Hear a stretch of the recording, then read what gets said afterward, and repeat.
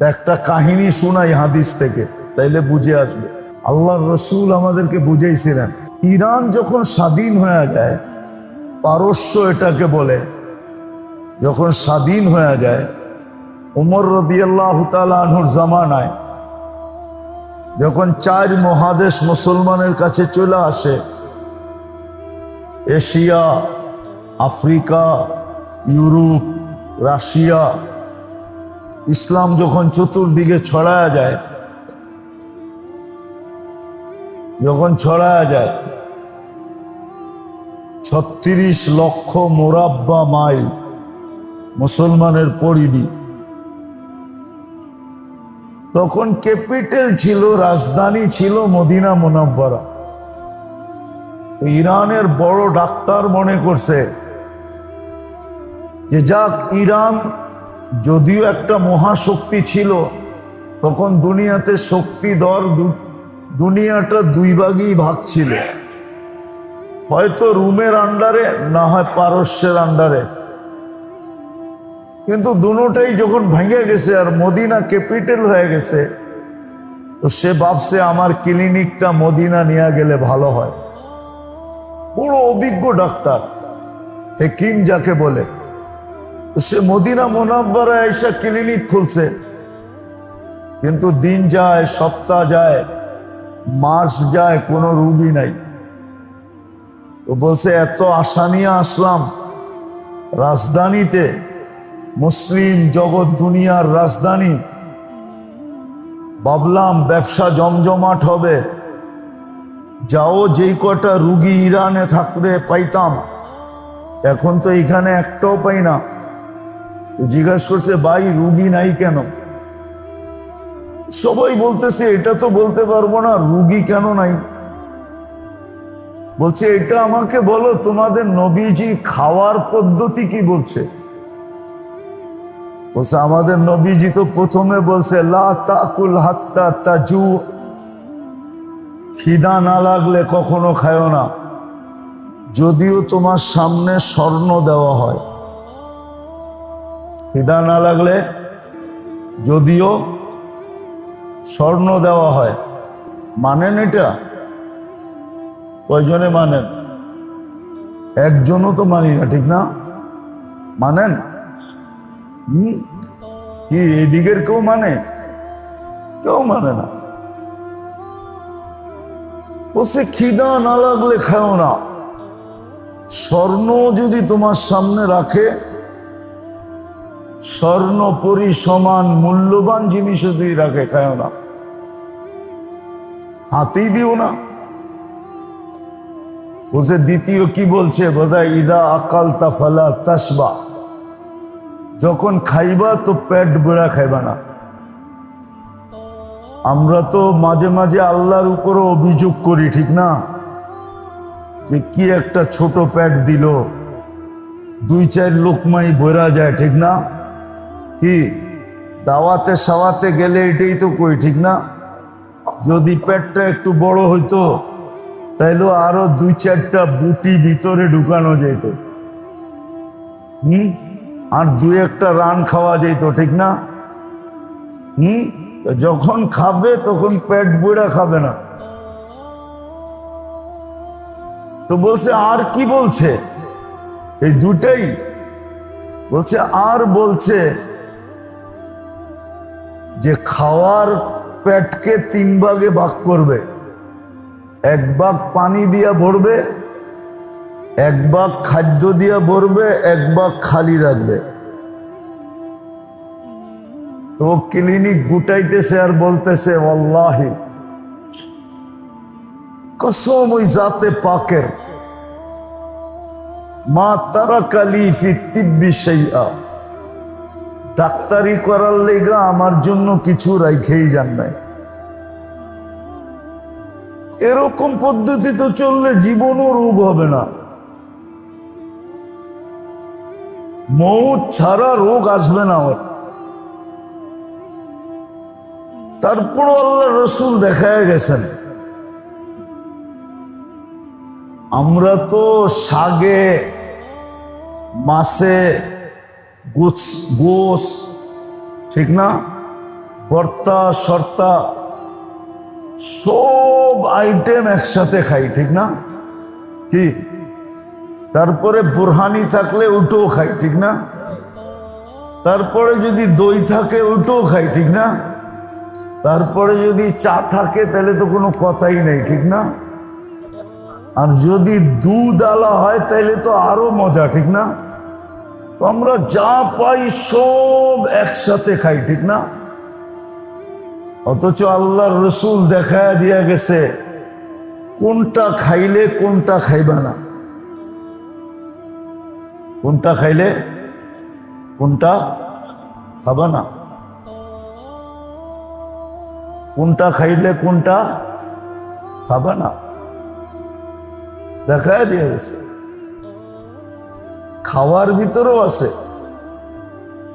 এই জন্য ডাক্তাররাও বলে এই ফল খায়েন না, এটার ভিতরে সুগার বেশি আছে, এটা খাইয়েন, এটার ভিতরে সুগার কম আছে, এটা খাইয়েন, এটার ভিতরে সুগারই নেই, বলে না? আল্লাহ রসুল শিখায় গেছে। তো আমি যেটা বুঝাইতে চাইতেছি আপনাদেরকে, এত ঘুরায় গাড়ায় আল্লাহ করুক বুঝে আসুক, এতটুক মজমাও যদি বোঝে তাইলে যথেষ্ট, অনেক বড় কাম হয়ে যাবে। পুরা মসজিদ বড়া দরকার হবে না, 2-4-10 জনও যদি বোঝে তাহলে কাজ হয়ে যাবে, মজলিস সাকসেস।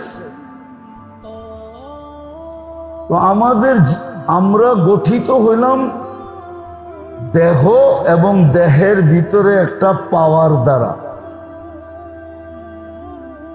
দেহের সমস্ত প্রয়োজন উৎপাদিত হয় জমিন থেকে, আর এটা আল্লাহ রেখা দিছেন। কিন্তু আমাদের ভিতরে যে একটা পাওয়ার আছে, পাওয়ার, দেহের যেরকম প্রয়োজনগুলা জমিন থেকে উৎপাদিত জিনিস থেকে মিটে, এবং এর ভিতরে আল্লাহ রেখা দিছেন। যদি আমি সঠিকভাবে নির্ণয় করতে পারি, যদি আমি সঠিকভাবে এটাকে ব্যবহার করতে পারি, সঠিকভাবে যদি ব্যবহার করতে পারি, তাইলে মনীষীর কথাই সত্য, এলাজ হো সকে গেজা সে, পরহেজ করো দাওয়া সে।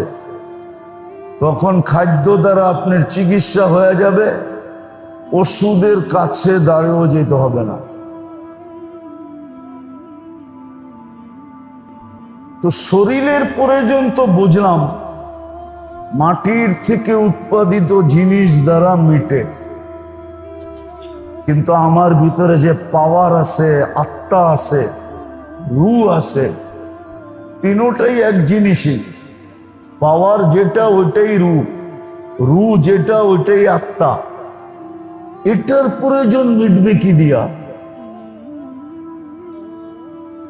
এটার প্রয়োজন জমিন থেকে উৎপাদিত জিনিস দ্বারা কোনোদিন মিটবে না। কেননা দেহটা জমিন থেকেই তৈরি, মাটি থেকে তৈরি, দেহটা মাটি থেকে তৈরি। যদি তৈরি না হইতো তাহলে লাশ কবরে রাখার সময় এই দোয়া কেন পড়তো, এই আয়াত কেন পড়তো? মিনহা খালাকনাকুম ওয়া ফিহা নুঈদুকুম ওয়া মিনহা নুখরিজুকুম তারাতান উখরা। তুমি এটার থেকে তৈরি, যেটার থেকে তৈরি তার কোলেই তোমাকে রেখা গেলাম। আবার একদিন আসবে, এই কোলের থেকেই তোমাকে আবার উঠায় দাঁড় করানো হবে।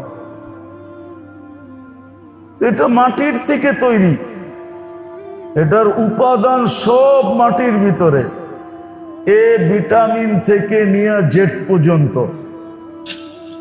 ক্যালসিয়াম কন, ফ্যালসিয়াম কন, সুগার কন, আয়রন কন, সল্ট কন, যা এটার দরকার সব এই মাটির ভিতরে রাখা আছে।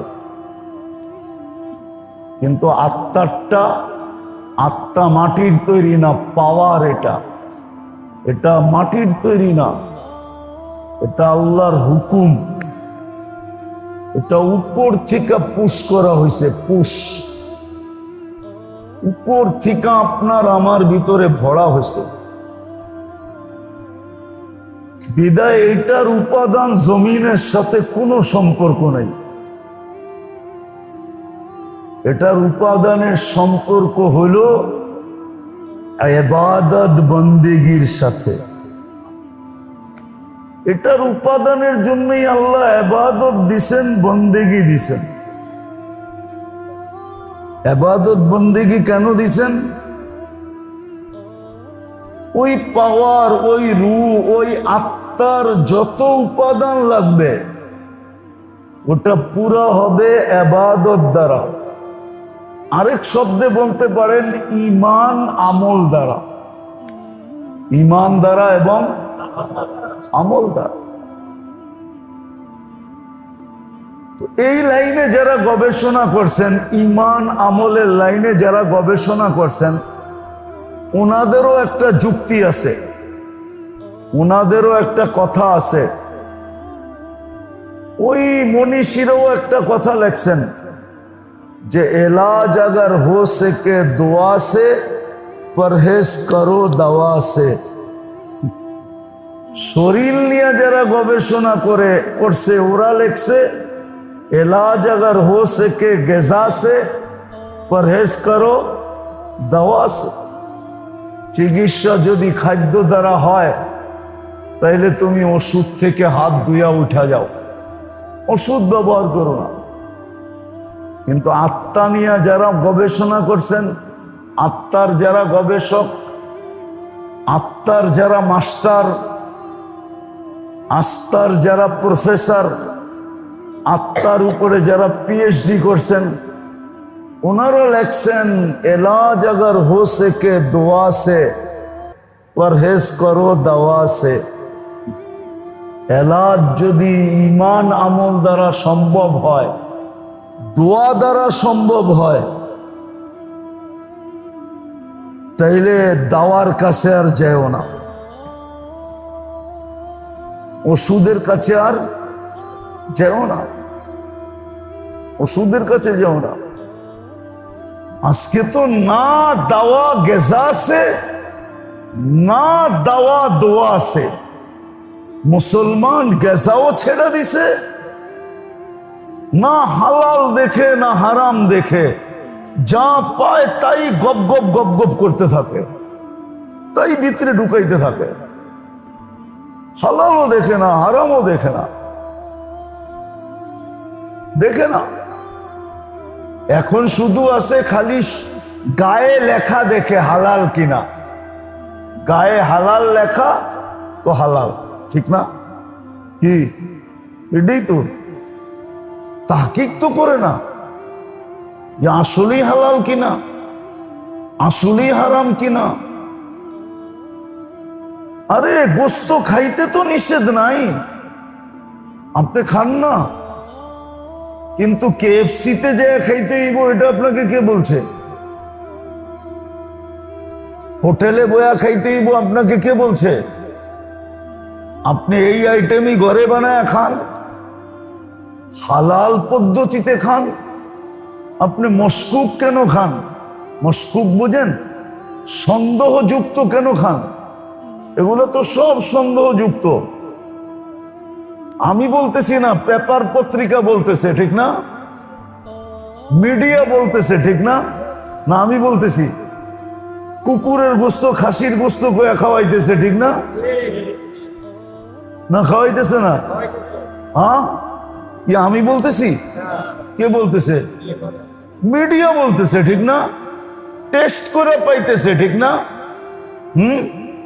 সব রাস্তায় যত মুরগি মরে বেশিরভাগই হোটেলে যায়। যান কাপ্তান বাজার, তো মিডিয়াওয়ালারা বলতেছে, আমি বলতেছি না। তাহলে এটা হলো মশকুক। কি বাইরের খানা? কি সন্দেহযুক্ত, মুক্ত না। ইল্লা মাশা আল্লাহ, ইল্লা মাশা আল্লাহ। খান, শরীয়ত তো খাওয়া নিষেধ করে নাই, কিন্তু সন্দেহযুক্ত নিষেধ করছে। মশকুক, সন্দেহযুক্ত খেও না। এটা না খেলে কি হয়? না খাইলে কি হয়? মানুষ মরে যায়। হ্যাঁ, মরে যায়। ঘরে খান। আপনি কেন সন্দেহে যান? সব গোস্তই তো বলে মোষরে গরু বইলা বেচে, গরুরে মোষ বইলা বেচে, ঠিক না? হ্যাঁ, গোস্ত খাইতে মনে চায়, সিন্ডিকেট করেন, 10 জনে মিলা একটা গরু জব দেন, গোস্ত নিজের হাতে জব দেন, নিজের সামনে কুটাই করেন, 10 জনে ভাগ করে নিয়ে যান, 10 কেজি করে 100 কেজি পোটলা বান্দা ফ্রিজে রাখেন, বাড়ি করেন আর খান। কি এরকম কি খাওয়া যায় না? না খাওয়া যায় না? যায় না? খাওয়া যায় না? যায়। 2-4 জনে মিলে একটা খাসি কিনেন, জব করেন, 4 জনে ভাগ করে নিয়ে যান। এইভাবে খাওয়া যায় না? যায় না? হ্যাঁ, মুরগি খাইতে মনে চায়, নিজে মুরগি আনেন, ঘরে জব করেন, তারপরে খান না। কেনা করছে তো। যেটা বুঝাইতেছিলাম মেরে দোস্ত, দেহেরটা তো বুঝে আসে, আর স্বীকারও করি, দুনিয়াও বলে দেহটা মাটির থেকে, এর সব উপাদান উৎপাদিত হয় মাটি থেকে, আর সব উৎপাদিত জিনিসের ভিতরে রাখা আছে আমাদের দেহের সমস্ত ভিটামিন, সমস্ত ভিটামিন যা দেহের দরকার, সব ক্যালসিয়াম, যা কিছু দেহের দরকার সব ওটার ভিতরে রাখা আছে।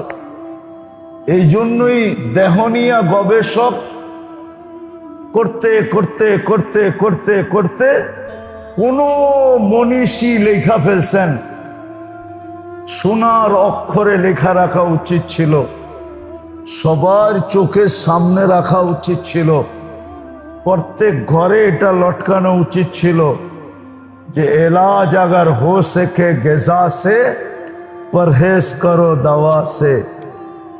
চিকিৎসা যদি খাদ্য দ্বারা হয় তাইলে কখনো ওষুধের কাছে যাও না, ওষুধের কাছে যাও না। ঠিক আমাদের দেহটা যেরকম মাটির থেকে তৈরি, এর উপাদান মাটির থেকে, আমাদের রূহ, আমাদের আত্মা, আমাদের পাওয়ার, এটা মাটির থেকে তৈরি না, এটা উপর থেকে আসা। এটার যত ভিটামিনের দরকার, আত্মার ক্যালসিয়াম দরকার, সোডিয়াম দরকার, এটা দরকার, ওটা দরকার, সমস্ত কিছু রাখা আছে বস্তুতে না, ঈমান এবং আমলের ভিতরে। এটা নিয়ে যারা গবেষণা করছেন, করতে করতে করতে করতে পিএইচডি করছেন, ওরা বল লেখছেন এলাজ হো সকে দোয়া সে, পরহেজ করো দাওয়া সে। ওষুধের কাছেও যেও না যদি দোয়া দিয়ে চিকিৎসা সম্ভব হয়।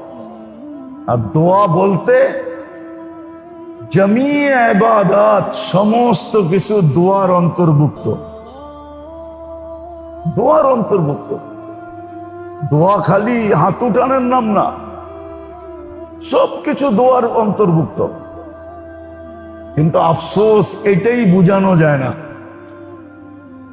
যে ইবাদত বন্দেগী কেন প্রয়োজন, কেন দরকার। এটা তো আমি দুনিয়া দেখাইতেছি, দুনিয়া। যদি বাইচা থাকি তো সামনের মাসে পরের পার্ট দেখাবো, এটা প্রথম পার্ট চলতেছে, সেকেন্ড পার্ট পরে আসবে আগামী মাসে যদি বেঁচে থাকি, তাহলে সেকেন্ড পার্ট আবার পরের মাসে আসবে। এটা দুনিয়া, দুনিয়াতে যদি তুমি আরামে থাকতে চাও, সুস্থ থাকতে চাও, সবল থাকতে চাও, ভালো থাকতে চাও,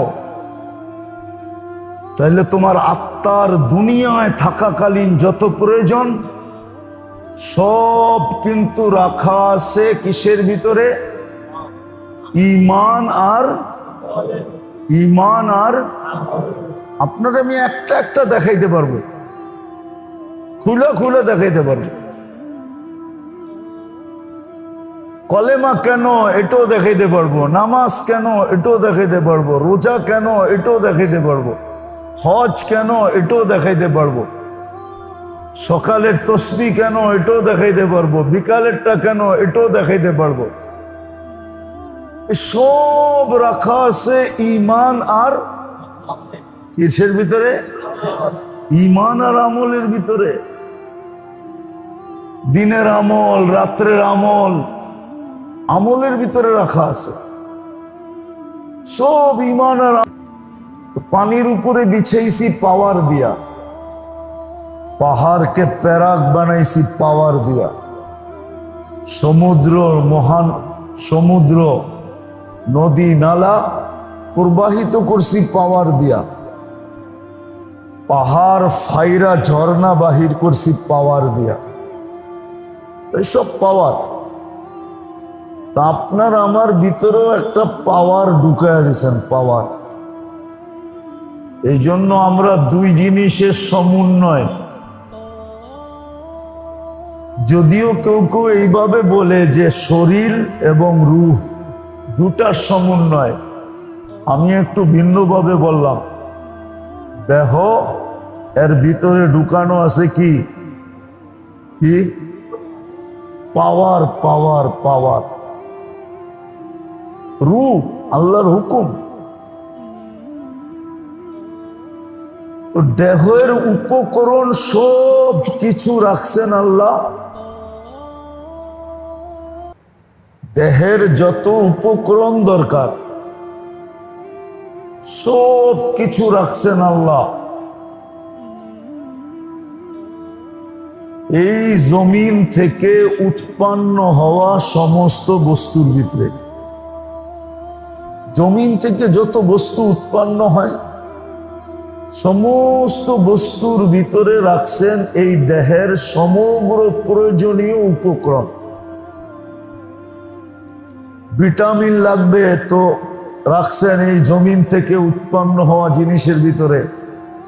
যেটা দেহের লাগবে, দেহের যেটাই প্রয়োজন, এটা সব জমিনের উৎপাদিত জিনিসের ভিতরে রাখা। এই জন্যই তো ডাক্তার আমাদেরকে বলেন, জ্ঞানীরা, গুণীরা, শিক্ষিতরা যারা এটা নিয়ে রিসার্চ করেন, ওরা আমাদেরকে সদা সর্বদা বলে এটা খাইও, এটা খাইও না, ঠিক না, এতটুক খাও, এতটুক খাও না। তো আমাদের শরীরের যা প্রয়োজন উপকরণ সব উৎপাদিত হয় এই জমিন থেকে। কিসের থেকে? আর সত্য এটাই, জমিনের যত ধরনের এ থেকে নিয়ে জেড পর্যন্ত ভিটামিন সব আমাদের খাদ্যের ভিতরে রাখা আছে। কেউ এটাকে অস্বীকার করতে হবে না। তাহলে আপনি বলবেন এত ভিটামিন মানুষ কেন কিনা কিনা খায়, ঠিক না? কি আপনি খাদ্যের থেকে নিতে পারেন না, এই জন্য আপনাকে কেমিক্যাল দিয়ে দিতে হয়। নাইলে তো কবির কথাই সত্য ছিল, মনীষীর লেখাই সত্য ছিল, इलाज अगर हो सके दवा से, इलाज अगर हो सके गजा से। उर्दू बुझेन? बुझेन उर्दू? ताऊ तो बुझेन ना। इलाज अगर हो सके गजा से, परहेज करो दवा से। তোমার চিকিৎসা যদি খাদ্য দিয়া হয় তাহলে ওষুধের দ্বারে কাছেও যেও না। একজন মনীষী লিখছে, আমি বানায় বলতেছি না, লেখছেন এলাজ আগার হো সকে গেজা সে, খাদ্যের দ্বারা যদি তোমার চিকিৎসা সম্ভব হয় তো পরহেজ করো দাওয়া সে, ওষুধের কাছে দাঁড়াও যেও না। কিন্তু আমরা জানি না, খুব কমই জানি। আল্লাহ রাখছেন কিন্তু আমাদের খাদ্যের ভিতরে, জমিনের উৎপাদিত জিনিসের ভিতরে সমগ্র ধরনের ভিটামিন, শরীরের চাহিদা পূরণ হওয়ার সব কিছু রাখা আছে, সব কিছু রাখা আছে, খুঁটি নাটি সব কিছু। আমরা এটা নিয়ে গবেষণা করি না, এই জন্য পাই না।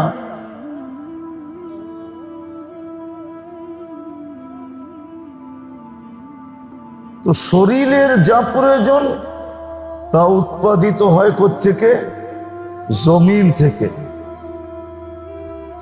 সব জমিনের ভিতরে রাখা আছে, জমিন থেকে উৎপাদিত হয়।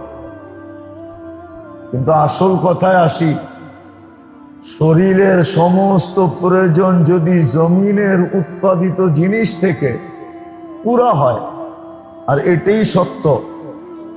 এই জন্যই মনীষীরা গবেষণা করতে করতে করতে করতে একটু আগে যেটা বললাম,